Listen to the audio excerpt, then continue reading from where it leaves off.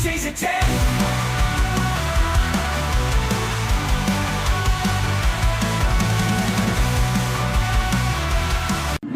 Oh, hi, audience. What's up? It's Greg Sestero here to introduce you to the True Blue RiffTrax, where they talk about amazing movies, bad movies, and everything in between. So you're listening to the True Blue RiffTrax. Enjoy it.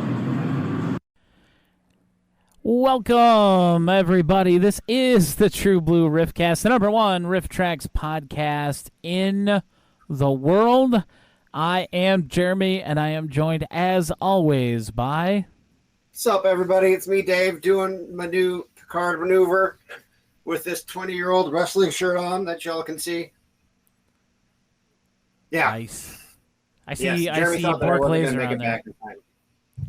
Yeah, I saw him get up. He got up, I don't know if he was filling up his water again or Yeah, I need to get some more shutting the water. door or whatever, but I saw him get up and leave, and I'm like, oh no, the song's about to hit a brick wall and end. And just be done, and he's not here. No, I could hear. I was just down the hall a little tiny bit. Okay. So you guys might notice I have a whole new setup. I have a microphone actually. Yeah. You guys definitely heard that probably. A professional webcam right there. And look, watch this. Oh my gosh, I'm a ghost. Lights. You can't see me. Yeah. So I'm like a pro now. And I'm looking down at the thing. So it's very strange. And if you're listening to this on the podcast side, you're probably like, I don't know what you're talking about, Dave. Yeah. Real quick, because I just saw this the other day. Haunted Ween. Right? The movie we all know and love. This is too bright. That's way too bright. I gotta soften this. Sorry, I gotta mess with my light a little bit. I was messing with it before, and I changed the setting, and I didn't like. I'll how tell you there what. we While go. you do that, I will announce in Discord that we're live. Yes, Haunted Ween has now been officially released on Blu-ray. What? Yeah, through How did that even work? through Vinegar Syndrome. It's a Oh, that makes 3-pack. It's called Homegrown Horrors Volume 3. It's Haunted Ween, Revenge, and Deadly Love. I've never heard of those other two movies. What the heck are those two? It's currently $59.99. Oh no! And there's Go no right- way that I right would out of spend there. that just to get Haunted Ween on You Blu-ray. would? No, I would not. Oh, That's okay. too I was about to much. say we paid $60 just to get Haunted Ween, a movie that you already own. Yeah, I have it on DVD. That's good enough. I don't need it on Blu-ray. I really don't need that movie on Blu-ray. As much as I love that movie, nobody needs to see that in whatever definition they put this in. But I did see something else. Yeah.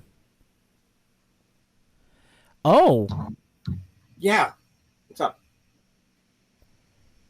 Apparently Guys, the DVD version is a re-edited 85-minute version of the movie. How long is the original version? 87 minutes. Also, they took 2 minutes out. They took 2 minutes out, yeah. So is that, I don't know what the 2 minutes are, better or but worse? I don't know, because I don't think it makes too much of a difference. Complains about how they edit the movies, and we'll just see like if this is a good edit or a bad edit. Were there I didn't caddies realize in it was an Haunted Ween? edit. I don't remember. Yes. They're naked. Okay. Yes. There's two scenes. There's one where they're the main guy and his girlfriend are laying on like a dock, and she's got like the top of her bikini undone, and then like all of their friends pull up on a boat, and she like jumps up and boobs, and I think all the girls on the boat are topless, and then before one of the kills, it's when they're gonna go skinny dipping. Yeah. In the fog. Yeah. Or not fog. What was it? Fog? But I know the camera. It's kind of foggy. Yeah. Misty. Might have been fog. I don't know. And it wasn't like super sexy. No. But, yeah, so I just thought that was interesting when I saw that the other day, that it got a Blu-ray release. Yeah, well, I mean, it's Vinegar Syndrome. They do good work with like restoration of like all these crazy old movies. Yeah. But yeah. But oh gosh, I have so much hair. I don't know what to do about it. So you went on an adventure. Yes, sure did. We went not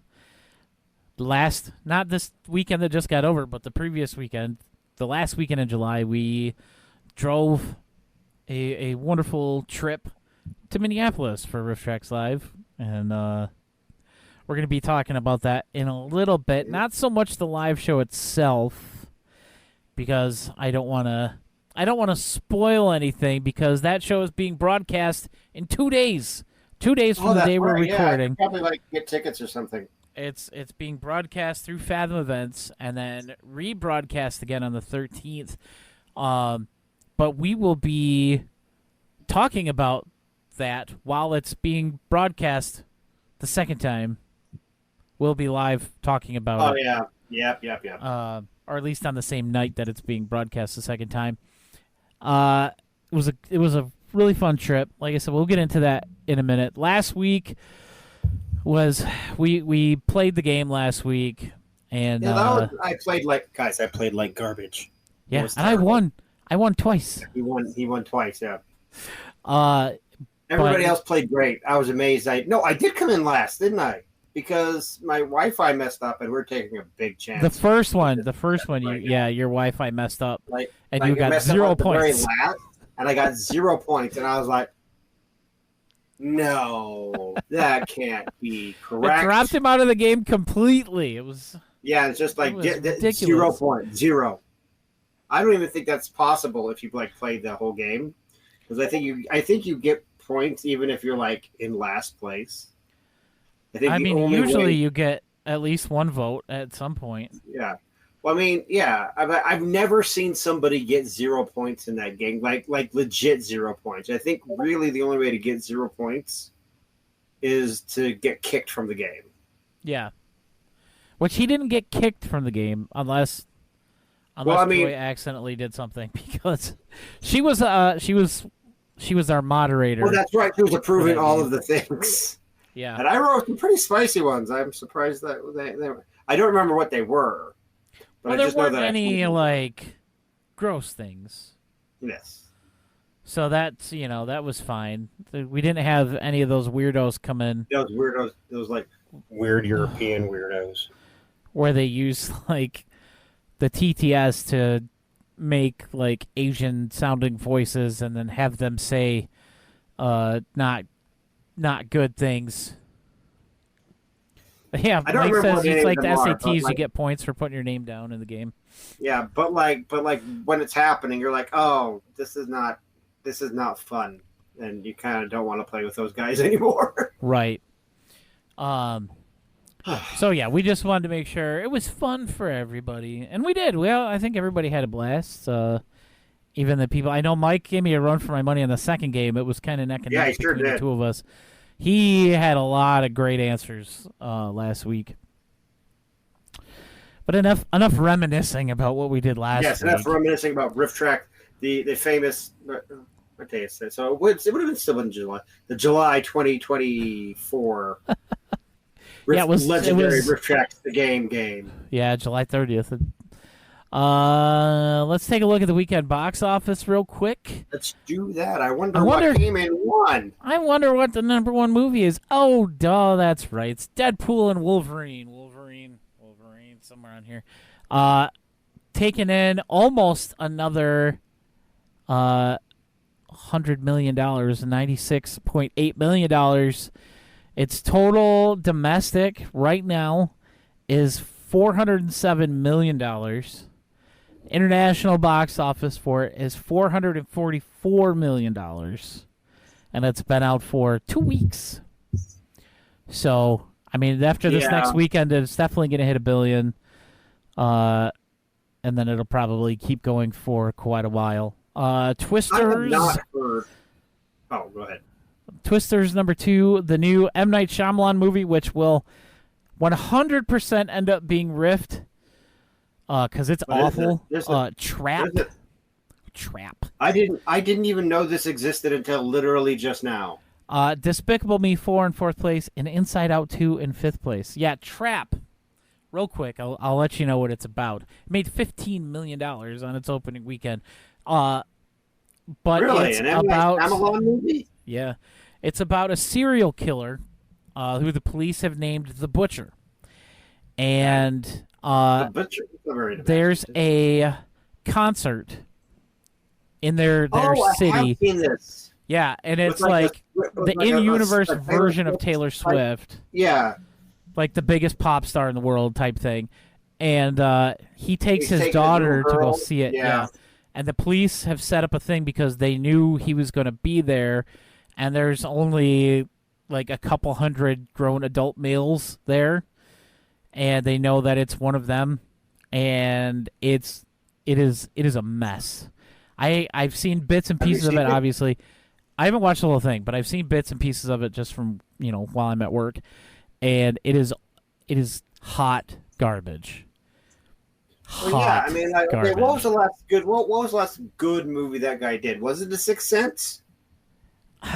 Knock at the Cabin was all right.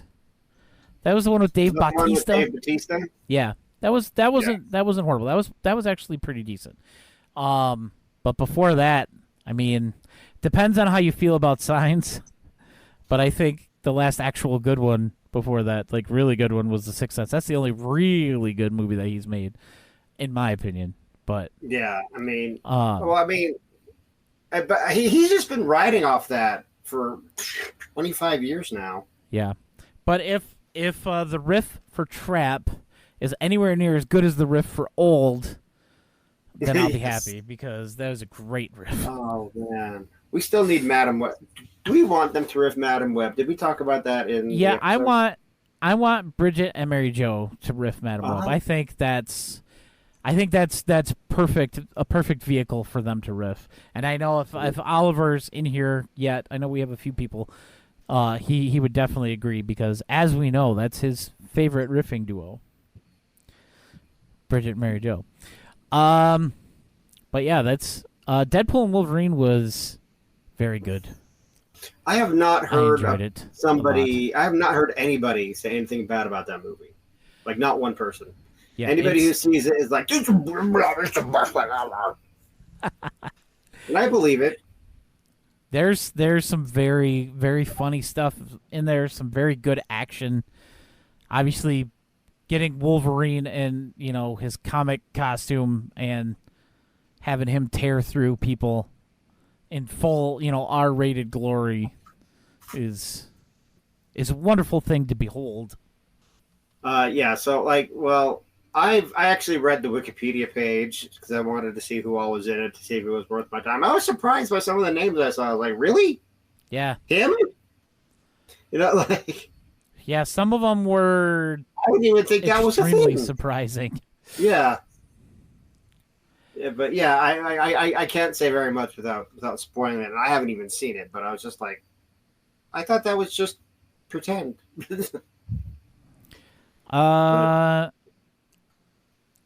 I'm looking to see what the hell James Wan's been doing. Oh, who cares? It hasn't been anything. He's been posting that same AI picture of the metal tree. And he's apparently calling it Miracle Tree now, the next climate fix movie. What the heck are you talking about? And live stalking of James and the Gwen, everybody. Something he posted is a picture, and it just says, "Are we too stupid to save the climate?" Yes. The answer is it on Movie Heads? Yeah. Because it's the why is there a psychological deny of global warming? It's the thinker. Why is there a psychological deny? Deny? I believe you mean denial. Why is there psychological denial of global warming? ChatGPT and Meta AIs rely. What is he saying? I think he's saying reply, maybe. I don't know. If you look down, there's link to a YouTube video about the psychological denial of global warming. That's where are we too Let's stupid to save the climate? Okay, let's play his game and let's see what I'm going to copy and paste this exactly. Why is there a psychological deny of global warming? And let's see if AI can actually. Let's see what answer it gives us. The psychological denial of global warming can be attributed to several interconnected factors. Cognitive dissonance, when people's lifestyles. Okay, I'm not reading this. So it did understand. It did understand what it was saying. But ChatGPT is way smarter than James Wayne. So. Yeah, and that's something that's been trained. Yeah, it's been trained to be like, okay, lots of really stupid people who can't type or speak words or use words are going to be using this, and we have to know what they're saying. So we have to train it to comprehend or anticipate what these stupid people actually mean. Yeah. Ooh, that's nice. Wikipedia has a dark mode now. It's about freaking time. Like an incognito mode. You can browse you don't want your wife knowing that you're browsing Tim Wall's Wikipedia page. It just changes it to black background instead of white, which is a little easier on the eyes. Especially if you're looking at pornography on Wikipedia. I mean, there's that too, I guess. I didn't know that was a thing, but it's not. I made it up. Mm-hmm. Now everybody's gonna rush to Wikipedia and look for stuff. It's already the number, yeah. The last time we played this game, it was Dave's turn. That's right. And he told me not to go easy on him, so I had my lovely wife pull the quotes. And it was awful. That did not go well. It really didn't. It was the worst. I think it might have been the worst either one of us have done. Yeah, it was. You got what, 2 out of 6 for that? Yeah, I think it was. Yeah, it was the lowest scoring. I don't think anybody's gone 0. I think 2 is the lowest we've done in a whole year. Hi, Joy. We're talking about you. There she is. I heard. It's not my fault. What did she say? She said it's not her fault. Yes. Whose fault is it then? It's her fault. She's the one who picked them. Yeah. That's okay because I have 2 movies here that I know for sure Jeremy probably hasn't seen in 4 years. Oh boy! So tonight's Name That Jeremy. He's getting back. Is a head-to-head, I think, between Lovely But Deadly. And Velvet Smooth. Oh, okay. I have not watched those since they came out, but I really liked both of them. Yeah, so let's see if I can actually remember anything from them. Guys, don't tell Jeremy, but I think he's going to do really well.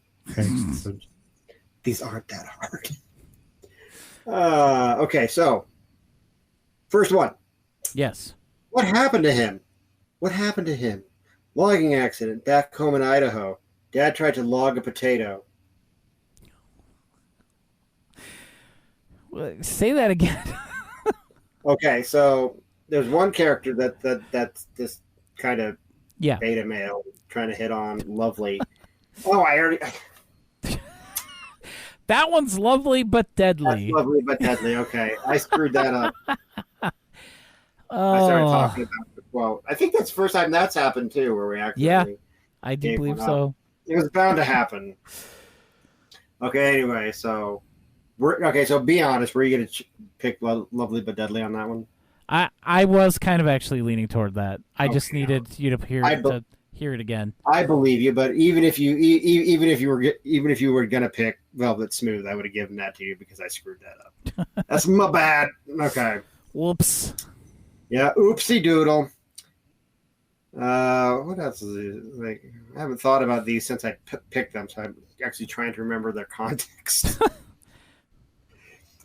You've never called me in on anything this big before. Yeah, a newsstand and a shoe shine guy got robbed. This is the big leagues, baby. Velvet Smooth. That is Velvet Smooth. So you're 2 for 2. Okay, so Next one. Rodriguez's name wasn't on the list you showed me. It was a list of guys not named Rodriguez, so you should have known. I am gonna go Velvet Smooth again for that one. That is Velvet Smooth. Okay, so here's the next one. I've always dreamed of climbing America's crappiest stairs. I'm gonna go with Lovely but Deadly. That is Lovely but Deadly. So you're 4 for 6. You're 4 Woo! for 4. I passed. So you got this one. It's like, here's the next one. God, I love executing my colleagues' teenage girlfriends. Lovely but Deadly. That is Lovely but Deadly. Yeah. And the last one. Logic tells me that trouble's right here on my pleather pants. I'm gonna say that's Velvet Smooth. That is Velvet Smooth. You're 6 for 6. Perfect score. Woo! And who knows? I might have only gone 5 for 6. It's possible. It's possible if I hadn't screwed up, but we'll never know. It's we'll fine. never know. Oh man! So, as we mentioned earlier, my wife and I made the road trip to Minneapolis for RiffTrax Live Point Break, and I now have one up on Dave for What's the closest? RiffTrax Yes, Live I know. shows. What's the closest city to the city you're in that's not your city? There. The closest Just give city, me. Flint. Yeah. Okay, so Flint to.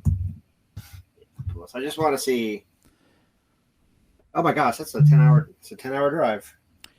Yeah, 10 hours and 40 minutes of straight drive time. It took us about 13 hours to get there. And about 12 and a half hours to get back home. We stopped shorter times, fewer times. I don't know what the hell I'm trying to say. We stopped less on the way home, and because we just wanted to get back home. But we left about the same time as we left for our trip to Nashville. It was about 3:20 in the morning by the time we backed out of the driveway, and we got there. We hit Minneapolis during rush hour, 5 o'clock traffic, which was amazing. 10 out of 10. 100% recommend. No, absolutely not. It was bad. Getting into the city, trying to find out how the hell to get to the hotel that we were staying in, which was literally the building behind the State Theater. I thought it was like a whole block. I used that. I used the GPS, but we missed the turn the first time, and the way that they have the roads, there's like a bunch of different one-ways, and some roads are only for buses and emergency vehicles. Like, you can't drive on them unless you're a bus or an emergency vehicle. So that was kind of weird. But we circled like 8 times around the block until we found the place to actually turn into. And, had to try and avoid running over people who were just crossing the street. Didn't matter if they were at a light or... Minneapolis is like Park City. Were they all wearing ski boots and, just like... It was a little bit warm for that. Having all their stupid kids follow behind you, have no concept of their surroundings. No? No, not quite. I can only imagine that's what it's like. I can only draw from what I know. Yes. The drive itself wasn't so bad. It was kind of nice. We went, okay, so we have a Great Lake in the way in order to we can't just go straight because we have Lake Michigan in the way. And so we had two choices. Right. We could go up and through the UP and then down the UP, Upper Peninsula of Michigan. For those who where don't it's know. like not Michigan, it's like really Wisconsin or something. Yeah, it's Michigan. They just like to pretend. And down through like the midpoint of Wisconsin and then all the way across Wisconsin and into Minnesota. And that was kind of like a straight shot. Like, we got on one highway, and that was it almost the entire way through Wisconsin and into Minnesota. Yes, the bicycles did not fear death in downtown Minneapolis. These people were crazy. The bicycles and the little e-scooters that people just zip around on, like, not even going through the intersection. They were, like, going diagonally, crossing, like, yeah, it was bad. Like, I almost hit, like, 5 people. Here's my thing with bicycles, okay?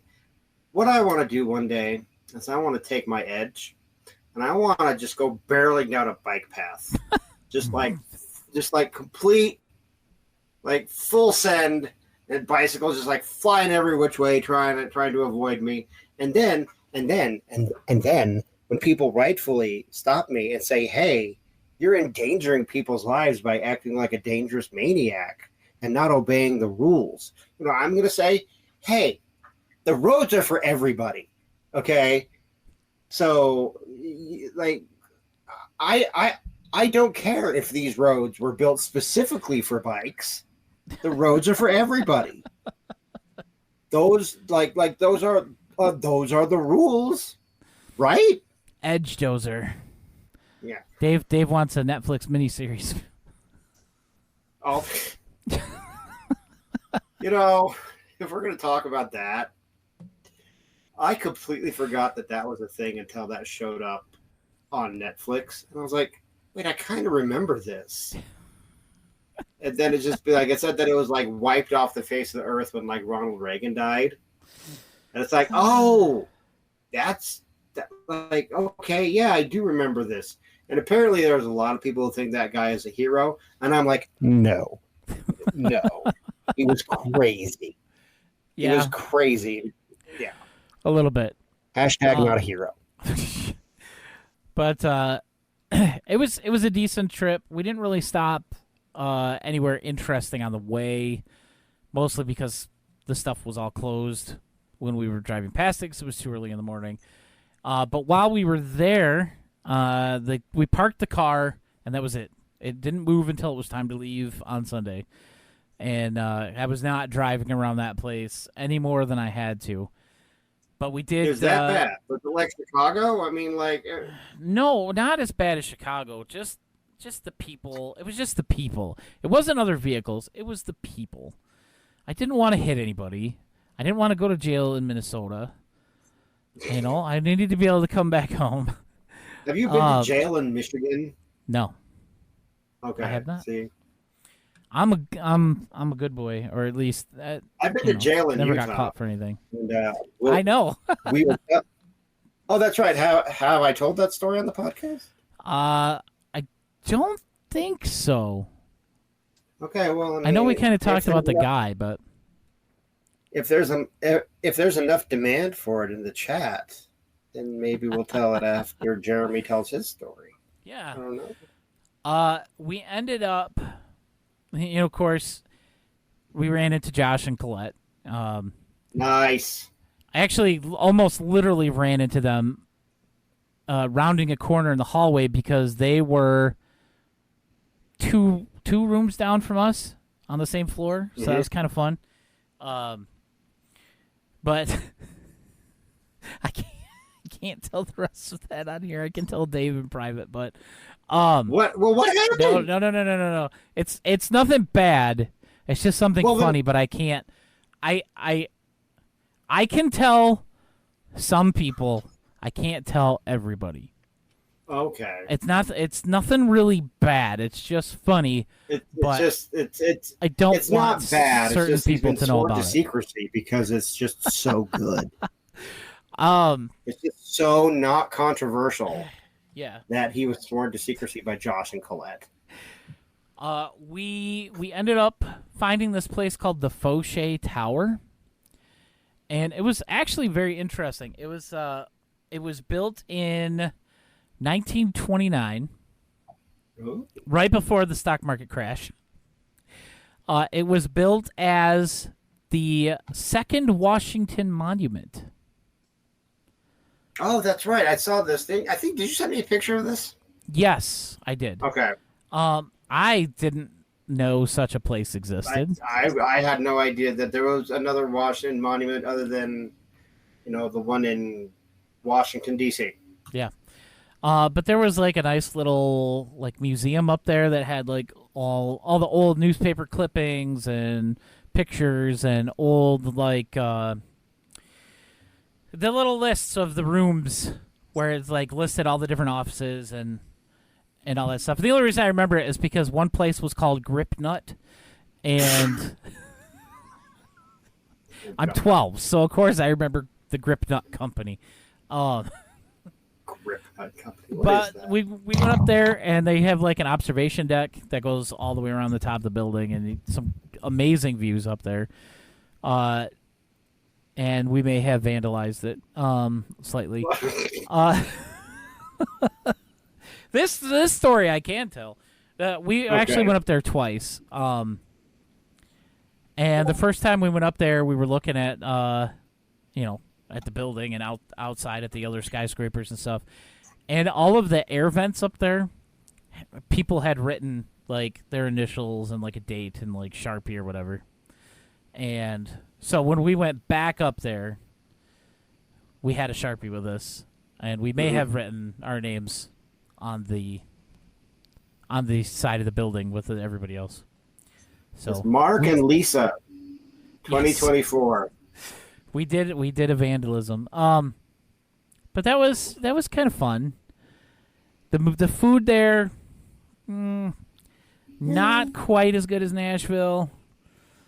But there's no there wasn't any real regional foods like Nashville. You get that barbecue and all that stuff, and in Minneapolis you get cheese curds and lemon ricotta pancakes, which were delicious. But I don't think that's not something that I would go there specifically to find. Like in Nashville, you're like, oh yeah, I got to get some of this barbecue, or I got to try the Nashville hot chicken, that type of thing. There's nothing really good there, and it was way more expensive than in Nashville. Do you know what I found out about Nashville when I got there? Yeah. I found out that they like to listen to country music. Yes, they do. I flew in, and the first question on my mind was, it's like, man, I really hope I find out what kind of music everybody in Nashville likes. And I got that question before I left the airport. You see, there are statues of Johnny Cash in the Nashville airport. And then, every billboard leaving the airport, it's like, welcome to Country Music Town, USA. They are really, really proud of it. It's like, if you didn't know, you will. You will. Do they have anything like that in Minnesota? No, not really. At least nothing that I could pick up on. I don't know. We did run into a lot of members for Amnesty International. What? We got accosted by them twice.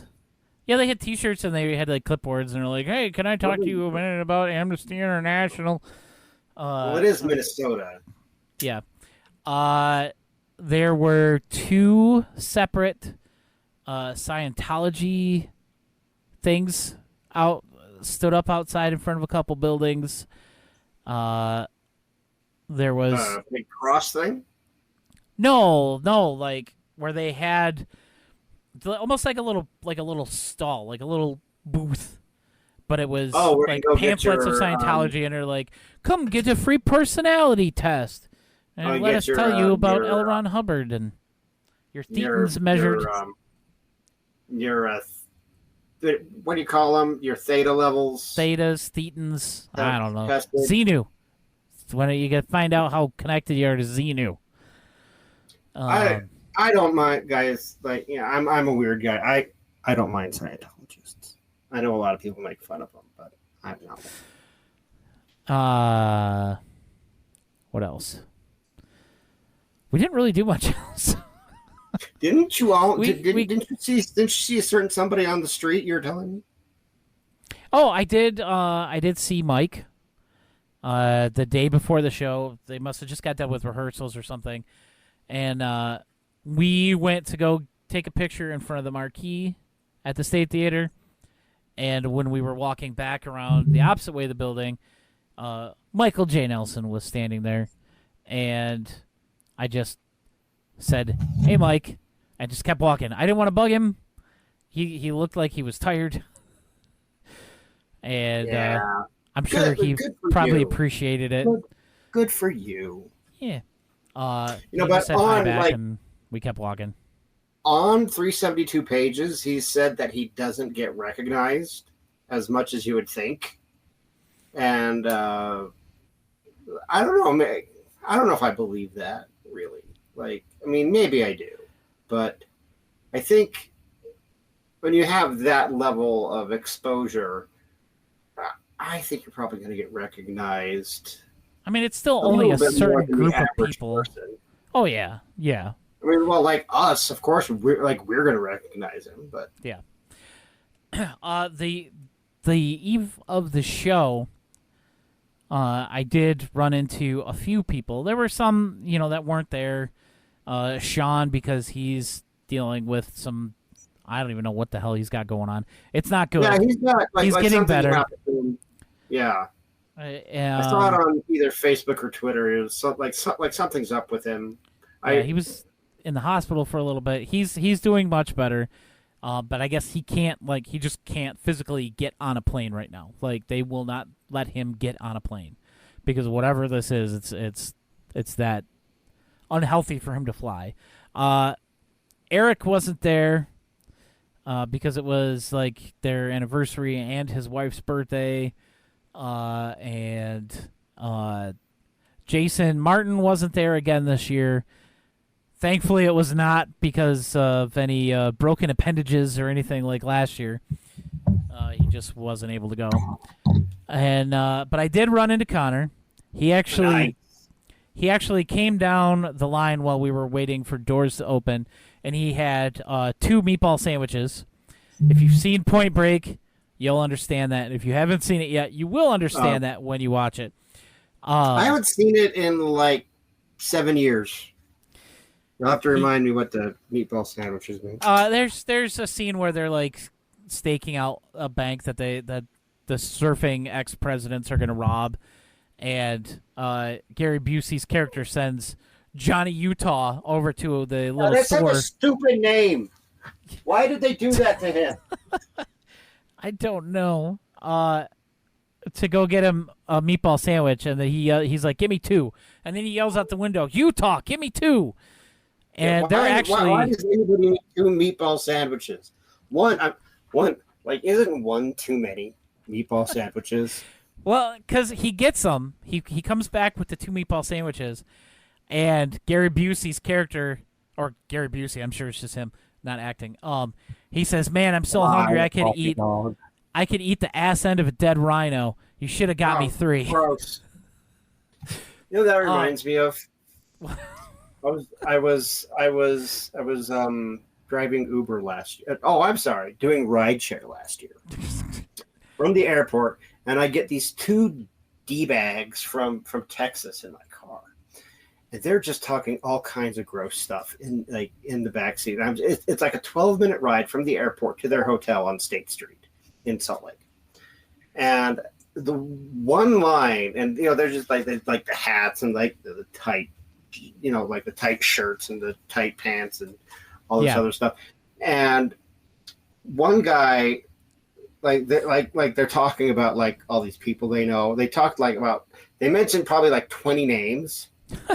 One of them, I guess, I can't remember what the name of the woman was that they described. So we'll just say it's Megan. Like, Megan, man. Now tell me if this is not the most revolting thing you've ever heard in your life. He says, "Megan, man. She's so hot, I would eat the corn out of her shit." I have actually heard that before, and it is disgusting. It's like, I don't know why. I don't know why you would say that out loud. I don't know. And if you did say it, I don't know why you would think that is. If you said it out loud once, why would you ever say it again? Yeah. And why you think that is, how that makes you look good or the person or the woman that you're talking about seem attractive. Because, like, man, that's the first thing I think about when thinking about hot women is I think about their poo and the corn with it. Yuck. But Connor came down the line with 2 meatball subs, and like nobody's taken a sandwich from him. And I'm gonna say probably because for the most part people didn't know who he was. That is so awful. You know, anyway, he saw me and he's like, "Oh, this guy wants one." So of course I had to take half of one of the meatball sandwiches that he had there. And I was just kind of standing there holding it. And Joy, she's like, "Aren't you going to at least eat it?" And I'm like, "Okay, fine." So I took a bite. I'm holding it in my left hand. The camera guy comes around the corner getting the B-roll of the line. I'm just standing there like the fat load that I am, chewing on this meatball sandwich. It's great because I saw it on the credits at the end of the live show, and I'm like, oh God, that was completely unflattering. But I'm literally just standing there chewing this sandwich. Weren't you wearing our logo? Yes, I had the RiffTrax shirt on. And I didn't realize it at first that the guy was there. Like, it took a second for it to like click with me. And so then I finally like did this doofy little wave at the camera. And yeah, so I mean, it's funny to see on screen because I'm literally just standing there chewing on a sandwich. But I saw him inside afterward, got a picture with him because I didn't get to before he took off with the sandwiches. Saw Bridget up there, got another picture with Bridget. She welcomed me back to another live show, so that was kind of fun. And then I got to see Mary Jo Pehl in person, and she recognized me. I mean, we're like regular friends on Facebook too, so we have interacted outside of when she was on the podcast. All those years ago, like 4 seasons ago, I think she was like something like that. Season 2. Like and I asked for a picture, and she told me that I had to show it to Dave to rub it in his face that he wasn't there. Look, okay, so I'm just amazed that Mary Jo Pehl remembers me and my name to the point where she's telling Jeremy Pluta to rub it in my face. So that's a thing that's happening, apparently. Yeah. Of course, got to spend some time with a friend of the podcast, Oliver Lang. Nice. That was Oliver fun. in the chat. Sorry, I don't have the thing up. Yeah, I don't think he's in here tonight. Actually, it's kind of unusual for him not to be here, but it was nice getting to hang out with him. It was actually Joey, myself, Oliver, Josh, and Colette all kind of hung out for like an hour or so, and in our lobby in our hotel. That was fun. Before he ran off for the dinner with the 40 other fans that were all gathered together. So there was a dinner of like 40 Misties or RiffTraxians or... Yep. Oh, at the place that we ate dinner. We ate dinner the day before at the same place that they had it. But, it was our anniversary weekend, so we wanted to do something, not with just a giant group of other nerds. Yeah. It's funny. I mean, that's what we are. Come on. Yeah. Let's be truthful with ourselves. Let's be truthful. Be true to truth. Yes. This is the true Blue Riffcast, after all. Hey, man, I'm not telling you to deny your truth at all.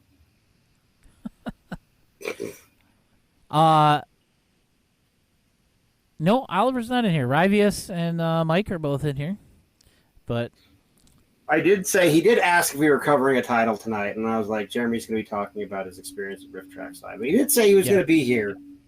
So, but yeah, we will be definitely going over the live show next week on the podcast when I can talk about it a little bit more. And there are some dark jokes in this. I believe Some dark jokes in this, and it was usually coming from Mike, and then Bill was booing him and telling us to shun him for his It's for time his for really Grim dark Track. jokes. Were there any Grim Tracks references? No, but the jokes were RiffTrax level, like Nice. dark. Nice. Yeah, there's some words that people say that you don't expect to hear those people say, and I'm not gonna spoil that at all, because it was gross and funny at the same time. Oh no. I will tell Dave separately from this, but All right. I'm getting told lots of stuff separately tonight, everybody. but it was such a good time. I do hope though next year they're back in Nashville. I think the overall experience I enjoyed more. Just the experience of being in Nashville, I mean, was a little more pleasant. I loved getting to meet all the new people this year that weren't there last year for whatever reason. Dave not included. Yeah. I told Dave Yeah. if he's not at the next show, then he doesn't get to be on the podcast anymore. Oh wow.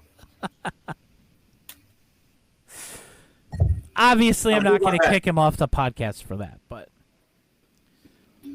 It's a little joke. yes. But I'll try, man. I'll try. I will try my best. But hey, did anybody in the chat want? I don't have the thing up because like I only have room on my screen for one thing. Did anybody want to hear that story about how I got arrested? Mike did say, "Tell me the story." Does Rivius? Because we need at least two. Rivius, tell Dave you want to hear how he got arrested. Okay. I'm just waiting a second because I'm sure there's some sort of delay for this, but I'll send you this in the meantime.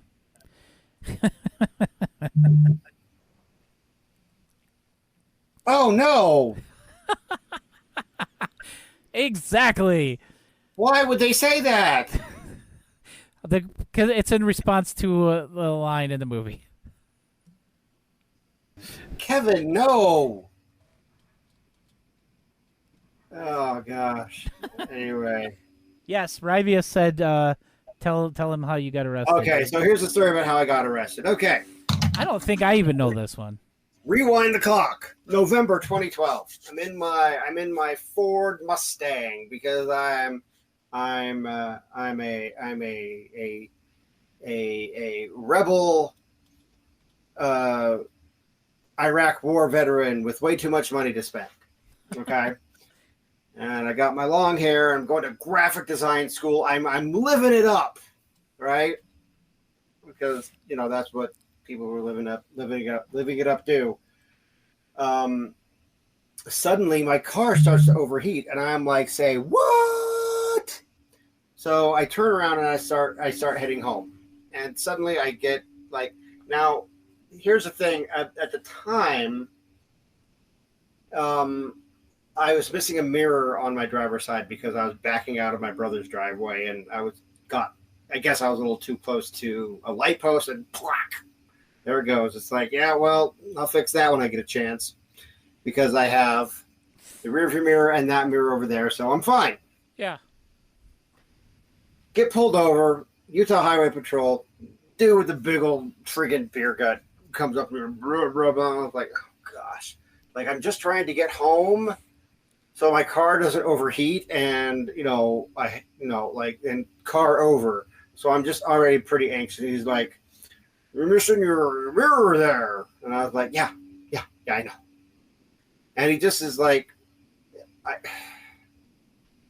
his attitude was very condescending, and you could tell he was just out there wanting to, like, you know, be the typical condescending. There was no reason to pull me over. He just pulled me over just so that he could be a dick. And I told him that because, like, when he was going back to, like, you know, run my information and stuff, he got to, like, where my gas where my gas cap was, and I said very loudly, you know, very, very lightly, very loudly, "Dick," and I made sure that it made sure that he heard me, just so that he knows I know what I think of him. So he comes back and he gives me a ticket, and he's like, "The highway patrol is like, we're the one who decides whether you drive on the road or not." I'm like, "Yeah, sure." And I was completely belligerent, like, and I was like, "Okay, sure, dude, whatever, Like, give me a ticket, bye." So I go and I pay the $80, and I think that it's over, right? As it should have been. Yeah, and it's like, okay, so I paid this dumb ticket, and it's done. Sorry, my neighbors are on the lawn. I'm sorry, guys. So anyway, fast forward to February of 2013. I'm actually driving home, or I'm driving home from someplace, but I have graphic design class in Layton, like, later that night. And I'm driving home to do something. I don't remember. This was 11 years ago. And I'm driving, just minding my business. And I know I'm not speeding. And I get near the 31st Street exit, and all of a sudden I see the reds and blues in my rearview mirror. And I was like, "Are you serious?" And I was like, "Oh, come on." So I pull over. It's like, what? Guy comes over on the other side this time. It's the same guy. I recognized him immediately. And he was just like, "Hey, I couldn't help but notice that you're missing your mirror. And didn't we talk about this before over on 12th Street a few months ago?" And I was like, the answer is yes, of course, I remember this. Like, how am I going to forget it? I had to go all the way up to freaking Washington Terrace to pay an $80 ticket. So he's like, I was like, yeah, we did. He's like, "Well, why haven't you got it fixed?" And I was just like, "Look, man, I'm just trying to get by. Okay, I'm trying to go to school. I'm just trying to do my thing. You know, I'm on a monthly stipend from the Department of Veterans Affairs. I'm getting paid to go to school. I'm trying to just live my life. That's what's going on." Okay. First of all, and, like, it was not a safety issue because I had to re-register the car in December, and it passed the safety inspection. Okay. So I know that this is not a problem. So he's like, "Well, you wait right here." And he didn't like that I had an attitude with him. So, "You wait right here. If you get out of the car, I will take that as a hostile threat and I will be placed under arrest." I was like, "Sure, dude, whatever." Okay. And he got to the same point where he was before. I remember, like, "Oh, I'm going to get," like, and I said, "Dick," right? Again. I was just feeling like, you know, whatever, F this guy. So I'm sure it's like, this guy's going to tow this car. This guy, like this car is getting impounded. So I call my brother. I sent my brother a text. I was like, "Hey, I'm near 31st Street, and the car is about to get towed. I need you to come get me." He's like, "Okay, I'll come get you." So just waiting there, and we see the tow truck. We're just waiting for the tow truck. Tow truck comes and starts back up to the car. I'm like, "Well, okay, well, I'm just gonna have to, like, find out where they're taking it, and, you know, just take it and just go get my car and pay another ticket, and it'll be over again." Right? So I reach over to grab my bag, and dude boy comes up on the other side of the car again. He's like, "Get out of the car." I was like, "Yeah, I'm getting out of the car." Like, "Yeah, of course I'm getting out of the car." He's like, "No, leave your bag in the car." And I said, "Dude, my laptop is in here." And, like, all my stuff, "Leave your bag in the car." I'm like, "Okay, fine, whatever." So I get out of the car, leave the bag in there, right? Yeah. And I walk around to the back, and he's like, put your hands on put your hands on the back of the car. And I was like, what's going on? And he starts patting me down. I was like, excuse me, why are you putting your hands on me? He's like, you're under arrest. And I was like, mother, and I lost it. I was like, mother effer for what? And then I can't remember. He said something like failure, like driving an unsafe vehicle or something like that. And he's like, you're being placed under arrest. And I just started then he starts like lecturing me. What happened while we were waiting for the tow truck to come up is that 3 other cop cars pulled up behind him. And like all the highway patrol, like I'm there, like he puts me in cuffs and he's like, oh, like you have a real attitude problem. And I said, dude, I don't care what you think. And he's like, well, that's too bad because you're going to hear it anyway. He's like, you have a real attitude problem. Until you get that under control, you're going to go nowhere in life. And I was like, F you. And like, it's completely just, I was like, I was in cuffs. I didn't care. I was angry. And I just started saying I just let him have it. And so he goes and he puts me in the back of the car and they start searching my car. Now the other highway patrolmen are being super nice to me. Like super, super nice to me. Like one of them came up and was like, hey, this is your bag. I found it in your front seat. Do you want me to put it in your trunk? And I was like, yes, please. Like, okay, sorry about this. Right. So he takes me to the lockup on 12th Street. And I'm just sitting there. He's like processing me in. And this very nice girl from the county sheriff's office is like, asking me like all these like these in processing questions, and she's just like, is there anybody you feel like you need to be taken, like you need to be kept away from? Like, yeah, this guy. Yeah. Like this guy, get me away from him, right? So anyway, and they put me like in the holding cell. And I'm just like walking back and forth like I'm not, because I'm pretty sure he did it, just to like, it was like a just like I have a bigger dick than you kind of thing. And to scare me, but like, I wasn't scared. I was too angry to be scared. It's just like, I was just like pacing up and down this tiny cell that they put me in. It was painted all white. And I'm just like, I'm in jail. This is such BS. I was really only in there for about 40 minutes. And they put a guy in there with me. And he started telling me about like all this stuff that he had done, and I was like, "We're not the same, dude. like I'm not one of you guys. Like, don't even think that." So anyway, so I get called out to like the processing desk, and they're like, "Why are you here?" And I was just like, you tell me, man. It's like, oh, like someone said, like, you have faulty equipment. You shouldn't be in lockup. And I was like, oh, I know.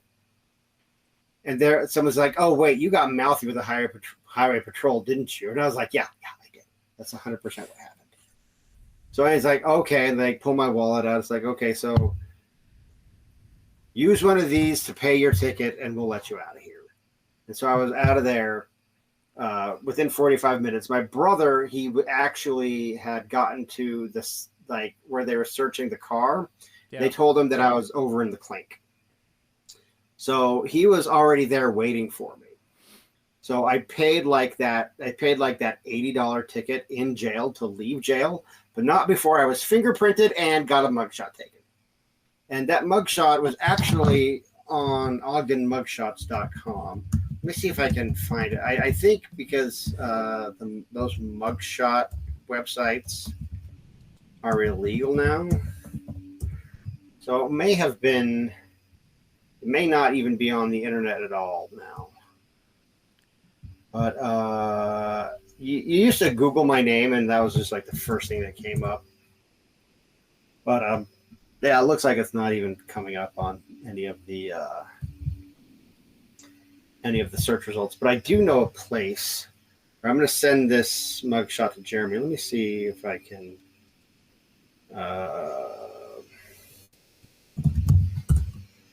We are going to find a picture of this mugshot.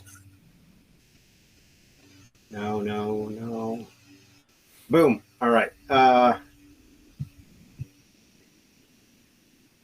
Okay, saved, found it. I'm gonna send it to Jeremy, and Am I Jeremy screen can sharing show. this? Okay. What's that? I said, am I screen sharing this for everybody? If you would like, but this is the mugshot. I've seen it. I found it online. Well, have you? Yeah, not recently, but I did before. After with the whole thing with that guy. Yes. This is This is He found it, and he thought it was the greatest thing ever. And oh my gosh, I look the same, but not. Well, yeah, you don't look like Rob Zombie in this one. I don't like Rob Zombie now. Go to hell. Well, you did earlier. Yeah, I did. Well, no, we got to turn the thing all the way up for that to happen. There we go. So there it is, everybody. That's me. I'm going to see what the comments are like in the Twitch chat. But that's me. That's my mugshot. That's me at the ripe old age of 32, just like waiting to leave. So that's 32. You look like a baby. Yeah, 32. What's that? You look like a baby. That's me at 32, man. That was in 2013. I had just turned 32 years old. Yeah, you look younger than 32 in that picture. Yeah, well, that's the story of how I ended up in the clink, everybody, and everybody listening to this on the podcast side is like, oh, yeah, I can't. Rivia said the shadows make it look like you have a cool scar. Oh, that's nice. It's nice of you to say. New True Blue RiffTrax t-shirt. Josh Flowers has a new True Blue RiffTrax shirt. That's pretty cool. No, I think he's saying the mugshot is the new shirt. Oh, I thought, okay. Well, should I put Never Surrender under it? well, they're public domain, so I can't stop you. Oh, I wouldn't do that to you, Dave. Thank you. I appreciate that. It would be funny, but I wouldn't do it. It would be very funny. If you were somebody I didn't like, then I would do it 100%. Who don't you like? I'm sure there are people you don't like. Oh, I'm sure there's lots of people I don't like. If I was John Stonehorn, you would do it. Yes, if you were John Storm. What does it say? Oh, I have to take a photo like that? Maybe. Where'd we go? There we go. Maybe. If I could get the lighting right. I'm sure I could take a potato enough camera picture of it, but... You got anything else? No, I was going to say, that's all the story time I got for today. Nice. All right, cool. So...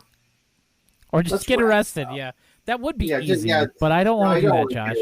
Get arrested. It's not worth it. I was in jail for 45 minutes, and it changed my life, man. Not really. It was just an annoyance. I'm surprised you're here, Josh. It's like way past your bedtime. Wow. He gets up early for work.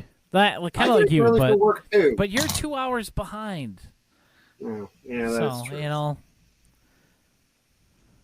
We're both... Yeah, you shouldn't be here, Josh. Go to bed. Yeah, how dare you? How dare you support us? But we're going to wrap it up anyway. I think today, next week, we will have an actual movie to talk about. We will be talking about the actual live show for Point Break. We're all oldies in our 40s. Yep, we are. That's like the main fan base of RiffTrax. We're all oldies in the 40s. Yes, the Lou Gehrig joke. If you're unfamiliar with the movie in general, watch out for the dog.